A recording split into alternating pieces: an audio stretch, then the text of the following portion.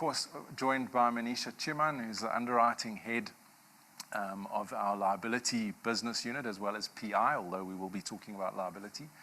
And my co-host for the rest of this event is Anton Meyer, who's our group head of claims. We'll be on screen together from now on because, of course, as Gareth mentioned, to secure tomorrow means we have to pay claims, and Anton will be giving us some insight as we go through the content in each business unit. So welcome to both of you. Thanks, Simon. Thanks, Simon. All right, let's just jump straight into this. Okay, I think probably a good idea to just start off by looking at some of the claims activity. So we're talking about intimated claims. Anton, maybe this is a good opportunity to just briefly enlighten our audience of the difference between an intimated claim or an incurred claim before we get into the numbers. Yeah, Simon, what we try to show with this is, where the claims are actually going in future, especially quantums. We are seeing material increases in quantums, people expecting more. Obviously all of that has got to do with, increased cost of living, increased cost of parts, whatever, yes. Medical expenses, all of that. People are unemployed. Correct, correct. Driving these things. And that's a whole different discussion when we get into, the drivers for some of those claims. But what we are seeing is that, we might not get a notification for a year or so because no one knows something's going to go wrong, and the next moment there's a summons. So we do see a lot of those coming through, and it ties in with what you said earlier and the stats you showed, because we are expecting quite an increase for the coming year. Yeah, so I mean, let's look at that. So 2019 there, so I just went back for 3 years because I think it was important to look at the snapshot before the pandemic, bearing in mind those caseload blockages that are sitting in the courts, and then looking at what happened in the year after that. So you can see there 1.85 billion in 2019, moving up or moving down to 1.7 billion in 2020. These are our own claims, by the way. This is not the whole industry.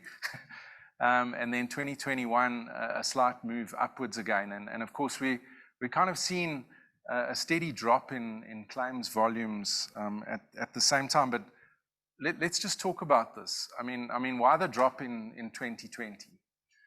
Mainly driven by COVID. We had a lot less people going to shopping centers and so forth. You would have one person going to do shopping rather than slip and trip type of events, because it's there's a lot in the number of claims. Obviously slip and trips. Then also various businesses were obviously not open during that time. So, they didn't have an opportunity for something to go wrong or to produce a specific product unless they were in certain specific sectors. Those guys continued. Yes. But I think what is interesting for me personally out of what we see here is, if you look at 1,390 claims and you work the average, for 2021, 1.75 billion in intimated amounts. Yeah. Okay? Imagine what the average intimated amount is now if compared to 2019, where it was only 1.85 billion. Well, I can actually show that to you. Yeah. So there you can actually see it drill down into a little bit of more granular detail. That's your average claim. Manisha, what do you think we should expect in 2022?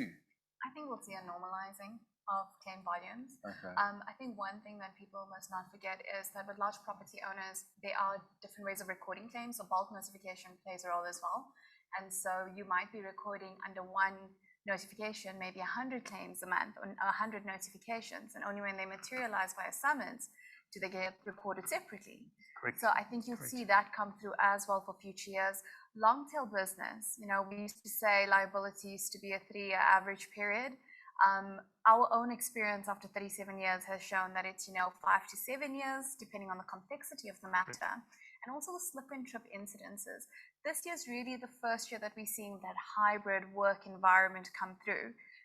Prior to this, for the last 2 years, I think predominantly businesses operated from an at-home situation. Sure. So that has an impact. If we think about, Sandton City, how quiet it was because everyone was working from home, and a lot of the buildings surrounding them during the week, it's all corporate. That's true, and of course you just need to look at the spike in revenue for online retailers, and I don't think that's gone away actually, now that we're out of the lockdown. People are still sticking with their online shopping. It's just getting delivered at a different address, right? Yes, yeah, absolutely. So I think for me, 2022, you'll see the volumes go up again, and I think as consumer awareness becomes more, the speed at which litigation takes place will also increase. So perhaps the tail might get shortened on a slip and trip, but a complex products liability matter will still take maybe that 5 to 7 years, depending if all information is provided, contracts, etc. But volume should go up. I don't think we must sit down and look at these numbers and go, it's in isolation. We have to think about the future, and the future is we're moving more towards that normalization of 2019. Sure. I mean, it is interesting though, because you're seeing the average liability claim going up, which would include products liability, other types of public liability exposures. But then you've got the personal injury claims kind of going in the other direction. So not just less people falling, but when it was happening, they weren't injuring themselves badly. I mean, what can we deduce from looking at this slide? If I look at the years that we are accounting for, what's happened in the insurance market, in the liability space between 2019 and 2021, we saw a hard cycle start to introduce itself.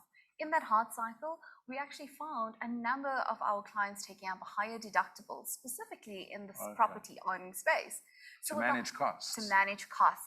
So that does leave a bearing, on the client themselves taking on this additional responsibility. That I do think plays a role as part of the claims quantification and what's being ultimately paid out. But I think Anton can add further to that as well. Thanks, Manish. Yeah, look, I also just need to clarify the stat we've got on there is not based on the intimated claims. The intimated claims is what is potentially sitting out there. I think Manisha I haven't shared this with her, but she's currently sitting on 369 billion in potential claims. Wow. Intimated claims. The statistics we've got. Slip and trip claims? No, that is completely across the board. Yeah. So what I'm saying is that the claims that we've got on there, the average liability claim, and those are actual claims that we've already reserved for, either paid, whatever. So it's not as if it's not a good predictor. Yeah, this is a really, really important statistic. You actually did mention to me. You said, just to quote, SHA is presently sitting on between 10 and 15 broad form liability claims with an intimated value exceeding 250 million rand each. Correct. That's accurate. That is, and I did say in excess of 250 million. That doesn't mean it's at 250. Yeah. As a matter of fact, I think the highest one at the moment is about 569 million. Now, obviously, from our perspective, we only count the 500 because that's where the limit lies. But, and that's a slip and trip claim. I've never ever seen a slip and trip claim above 20, 25, around about there. But certainly what we are seeing in the industry and across the board, slip and trip I think is a little bit on the outside, because you've got people trying to live up to expectations. So someone says, well, no, you can claim 30 million for slipping and tripping in a shopping mall. But the real value isn't really anywhere close to that. Yeah. And the reason that I see for the reduction in the claims and slip and trip is simply because as I mentioned earlier, you had less feet in the shopping centers. So we are expecting that. We have also, with Manisha and her team, we've come to arrangements with some of our large property owner clients in order to assist them, because they can't notify. They get 20 or 30 incidents in a month. So we will create a solution for them in where we get bulk notices. And at the end of the day, in 2 or 3 years' time, you might have some of those, and you will have some of them coming out, and then that average will return to where the 2019, which is closer to normal. And as a matter of fact, I think it'll probably exceed that. Yeah, I saw one of the claims coming through where someone was sitting outside a shopping center. They weren't even in the shops, in a car, either waiting for somebody or something, and someone walked past and robbed her at knife point. Terrible thing to happen. In trying to defend herself, she sustained quite a large cut on the forearm. And then the claim came in against the shopping center. She wasn't actually in the shopping center for 20 million. The actual stitches, the medical expenses were about 10,000 Rand or something like that. So yeah, the mind boggles, you kind of wake up in the hospital bed and you don't see your doctor, you see your attorney first. That kind of seems to be the way it's heading. We talk about it every year. I mean, are we heading the way of the US? I certainly think so. It could happen. Yeah, look, legal system, I think, is still quite robust. But insofar as the actual claims are concerned, yes, we see a lot more summonses come in for irrelevant stuff, honestly. The average claim where there was real negligence and real liability a couple of years ago was 100,000 Rand. Now where there's real liability, real negligence, all of that stuff, it's easily north of 2 million now. Yeah. Okay, let's move on. This is also something we look at every year. I think it's one of the most interesting slides. Manisha, I mean, 49% of the businesses we spoke to, so it's 1,000 odd companies that responded to the survey, said that they had changed suppliers in the last 12 months. Of that, 21% said they did so because they had worries about the reliability or service delivery of the supplier. And 13% said they had worries about quality coming from that supplier. Why is this interesting to you as a liability underwriter? So for me, this is positive. And I say this because we've also seen the other side of this where you've had almost a fifth of respondents going, we've actually moved suppliers because of cost implications, right? And it's too costly to work with them. So the fact that people are conscious about service delivery being on time and that there's a quality concern, that tells me they're worried about the type of products that are going into their own manufacturing process. And it has ramifications when it comes down to the product's liability exposure, the product's recall exposure. But more than that, there's this uninsurable exposure, which is reputational risk. And I don't believe that anyone today can take a chance on that. You wouldn't willingly put yourself at risk. You don't want to put yourself at risk, right? There's no number, there's no actual physical number one can go out and quantitatively say, this is my reputational risk. Social media just makes it go absolutely wildfire. And how do you rein that in? Sure. So there's a conscious effort from clients that are saying, guys, we need to change suppliers, but we're making changes because we're worried about quality. As an underwriter, if I flip it, that's something I want to hear as an underwriter, that you have this quality assurance at the back of your mind. Because I don't think, it's pertinent if you have done everything possible in your space to have exceptional quality assurance, but your supply chain lacks it. Inadvertently, you would pick up the product's liability claim somewhere along the line. I agree with you, but I think the inverse here is what we also need to be aware of, because you've got more than half who didn't change suppliers.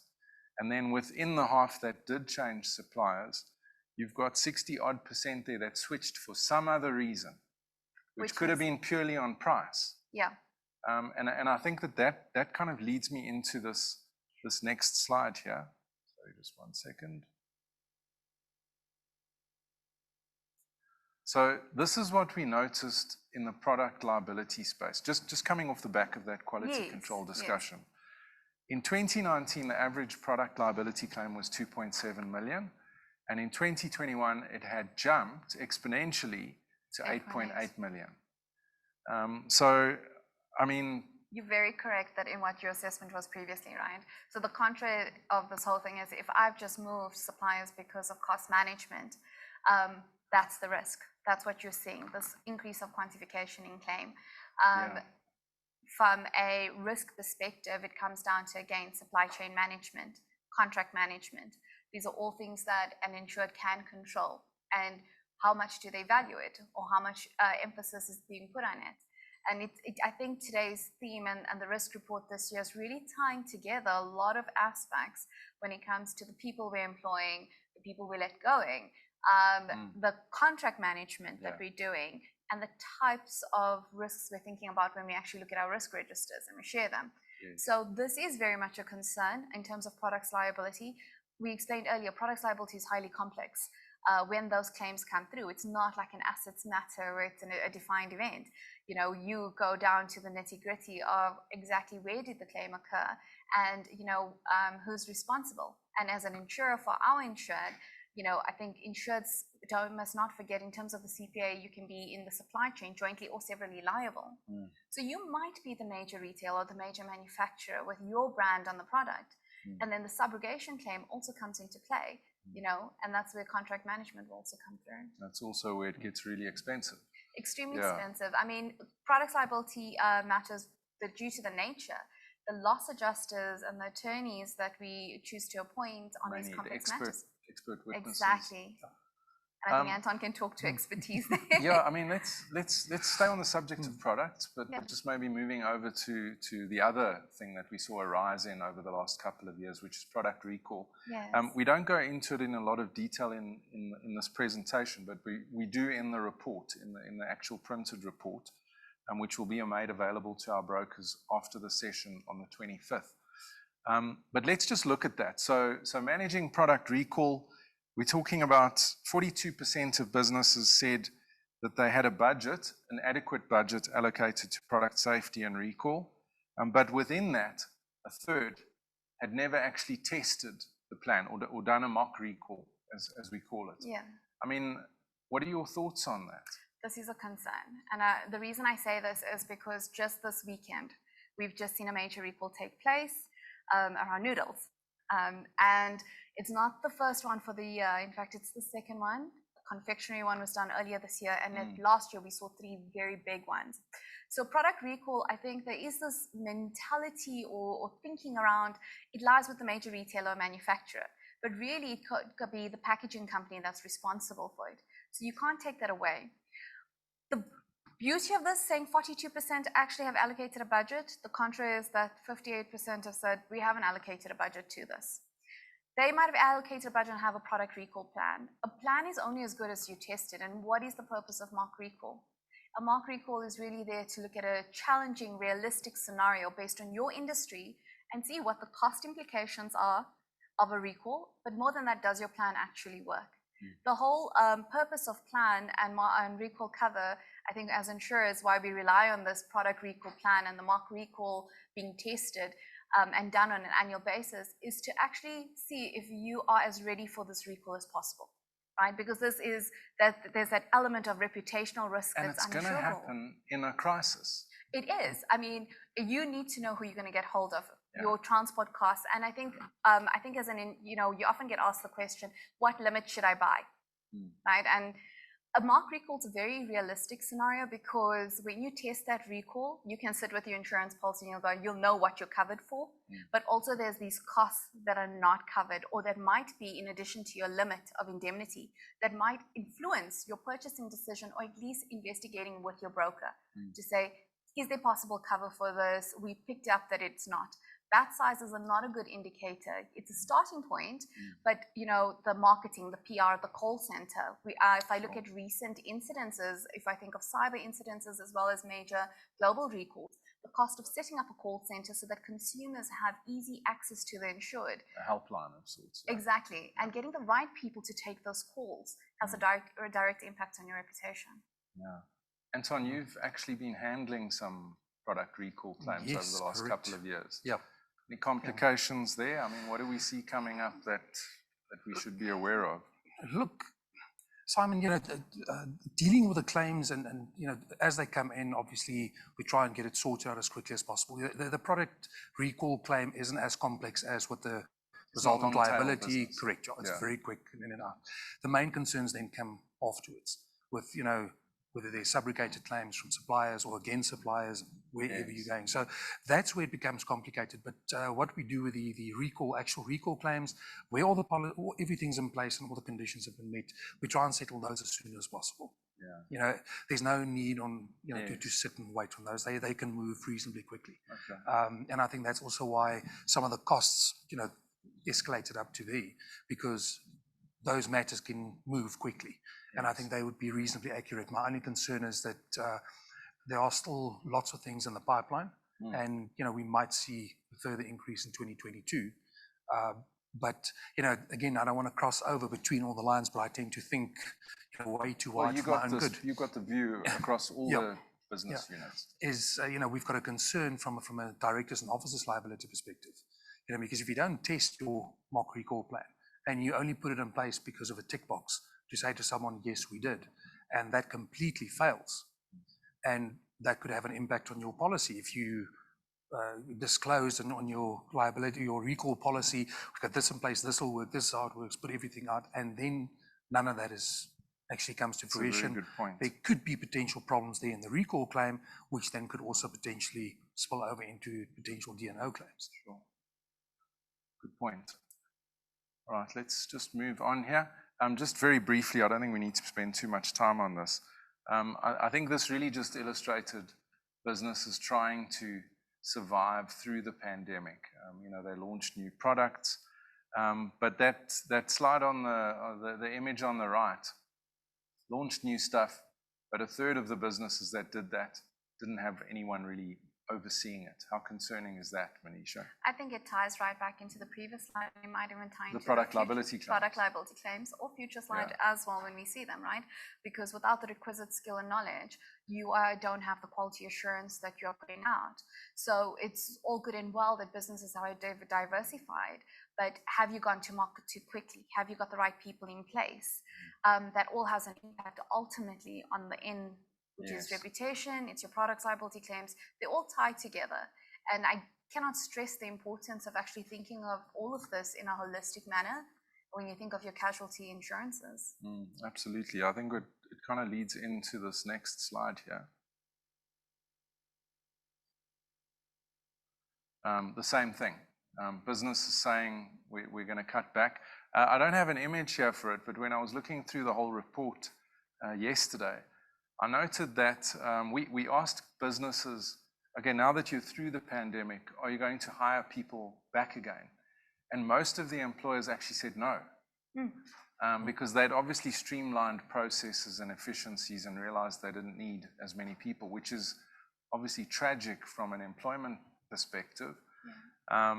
But the same group of clients also said they had less people working there, and yet they had this kind of upward trend in negligence-related losses, not necessarily liability, but just saying, 19% of them said that we'd lost money because of employee negligence, and that was much higher than it had been in previous years.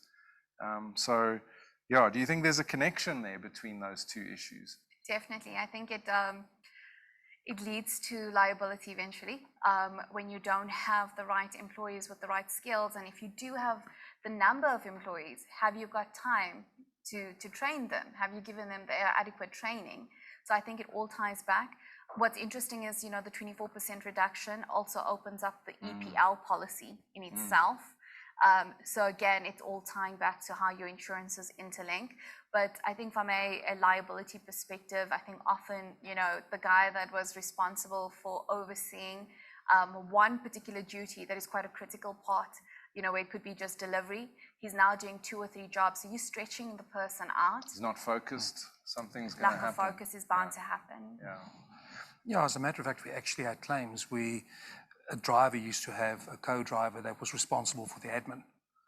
Now one guy's doing both jobs. And of course, that's how we know about it, because something went wrong. Yes. It's plain and simple. It's just the way it is. Yeah, I really think businesses need to think about that. I know it's very difficult if you're trying to survive as a business. Bearing in mind, most of the respondents to this particular survey were larger businesses. We're not talking about sort of that survivalist SME kind of environment. These are bigger businesses, but I think it's a good conversation for brokers to have with their clients. 11% of the respondents said that they'd been threatened with some kind of litigation over the past 12 months. I have to tell you, we do ask this question every year, and the percentage is more or less in the same place. There hasn't been any change there. And then 20% said that they'd been taken to the CCMA or to the Labour Court. What do you make of that, Manisha? I'm actually, it's much lower than I expected, considering what we're seeing in our claims activity. And I mean, those quantums employment practices claims. Employment practices liability, right? So it's specifically tailor-made for the CCMA and labour disputes. Our claims activity is telling us that the quantums in those claims that are being paid out is much higher. And what we did see is the tail on these claims also can have an effect. So it could be a lack of awareness that there is this policy available or you can trigger your policy. Alternatively, it's also consumer awareness, right? My rights as an employee. Can I really go to the CCMA, or am I just going to get a little payout? Is that sufficient? So I think that is a space that we need to watch as a market. EPL for us is been an uptick in terms of inquiries, people taking out the policies because they're undertaking that line these of business processes. was no picnic before the pandemic, if we're really honest about it. Yeah. So with all of this added to it, it really does mean it has to come into sharp focus. Premiums are probably going to go up. They have on been, and EPL. they'll continue. Okay. Yeah. That's I think an it's just upward it's trend. quite an interesting with the limit purchasing there, because people often think they should take lower limits, but I think from a quantification just yesterday, Anton gave me a little heart palpitation. But I mean, we've seen quantification I hate it going when up. he does that. He walks around the office just jolting people. So He actually does it when you, before you It's leave the called office, sharing, right? yeah. I'm in Communicating. Cape Town. I don't really get to experience I can't it as stress on much. my own. I have to share. Yeah. Thank But, you. this is an interesting one where it's in excess of 10 million. And, that's the sort of quantums that are coming through. And I think we sometimes believe that it's sort of sitting in lower income brackets. But in reality, EPL matters are more, we're seeing a prevalence coming through on higher income streams. Yeah, and that's when the 12 months award would be quite a significant number. 100%. Okay, let's kind of move on here. Again, this is something we started in the last report. Yes. We wanted to know if businesses keep a risk register. I'm sure our brokers do know what it is, but perhaps you just want to sort of summarize what the risk register does. I think for me, risk register really is a summary of where the business sees their risk. Right, high level overview between, if I think of it from a liability perspective, it might be health and safety, compliance, HR issues, liability matters, or even their contract management with their major clients. So it's what keeps them up at night. I was just going to say, it's a list for the insomniac. Pretty basically. much. If you want some good bedtime reading, this is not the list you want to be reading. So, it's quite an interesting one because we've been asking for it. And so I was looking at some of the stats and I thought it has gone up. The number of respondents that are now indicating, guys, we do have a register and we are sharing it with our insurers. It's gone up, but it's not by much. It is a space that is more prevalent for casualty lines of business. We do want to understand what's keeping you up at night. We're happy to share what's keeping us up at night. And the reason we ask that is because when it's keeping you at night, then you are actually taking active risk management in that space. Absolutely. Anton, for you, risk registers, I mean, your background before you sort of started giving us those scary jolts in the office, from a financial lines perspective, I mean, do you think that this is driven from the top down? Is this the board that should be making sure that this happens? Simon, look, in practice and theoretically, yes. But I think, risk should be throughout the entire company, and everyone needs to buy into that risk register, and they all need to be consulted, because someone that's on a floor might know more about the potential problems that, on a conveyor belt, whatever the case may be. Ultimately, in terms of corporate governance, it is the board's report, or the board's responsibility, and they can sub-delegate that to the risk committee. But ultimately, they remain responsible. But I think from a practical perspective, if you want to see real value out of it, involve as many people as what you can. It's actually a cultural issue. Correct. The whole correct. business needs to buy into. Because my concern is that, if you say only 65% keep a risk register, the other 35% of companies either ignore this, or they didn't even want to answer that they are keeping a risk register. But then also the people who don't share the risk register, what we've seen in the past, especially in the days when I was still underwriting on the FI side, they see that as a huge company secret. That shouldn't be a secret. That should be something that you say we've identified. You share it with your broker at the very least. Correct. And your insurer. And also what it does is it shows your insurer and your broker you've applied yourself to the risk, and that you are dealing with those risks. Because that keeps me up at night, is people not dealing with their risks, because it then comes to us. Or not being then it's aware transferred. of them even. Correct. Then the risk all gets transferred to us. But I think, Anton, just adding on, just as a tool for, if we're sharing it with our broker, the risk register, isn't that a great landscape for him to actually look at and do a needs analysis? Yeah. Look Right. at those uninsured exposures. Exactly, and it's a great starting conversation point. Yeah. Guys, I mean, we're at the end of this segment. It's been amazing, but any closing remarks from you, Manisha? Short and sweet, I think SHA, we recognize the value of intermediary. We cannot dispute and we cannot emphasize the importance of the intermediary in our liability space. So outlook for 22 for us is that it's still a hardening market. But more than that, I think focus is shifting away from pricing. And with, what you and Gareth were talking about is that line size management across insurers. It's absolutely imperative to get your broker involved, not only to understand the line size management, but that liability wordings are differing in the market. Do you have the right cover? Are you closing out those gaps? We really don't want to have that, I'm going to move for price and then be underinsured, or it would have been covered by a previous insurer. So the role of intermediary is absolutely essential. And I do believe that when you have those conversations with intermediary, they can have those robust conversations with the liability market. And it allows for a better interaction, as well as understanding the interlinking of, D&O, cyber, PI. We cannot forget that they very much dovetail covers, EPL, GPA. So when you start that conversation, you might actually end up, with the most comprehensive package of insurance. Thank you. Anton? Just from my side, Simon, once again, every time when we look at all the statistics, every year, okay, other than last year, everything looks great. So I do expect these matters to evolve over the next couple of years. As a matter of fact, 2022 has already shown that there were certain claims that came in last year. We've had reports, it's already been settled. We're trying to shorten the tail to make sure that we get more accurate stats sooner. And like Gareth also mentioned, sometimes it can take 8-9 years before you know whether you made a profit or loss on a specific year. So we continue the efforts in that as well. Yeah, That's it's not just a snapshot. Correct. You've got to keep looking Correct. at it. Yeah. Great. Well, you're sticking around with me, but Manisha, thank you so much for joining us in this session. It's been a real pleasure. We're going to take a short break, a 5-minute comfort break, and then we'll be right back with our financial line segment with Tebogo and Makolo. Thanks.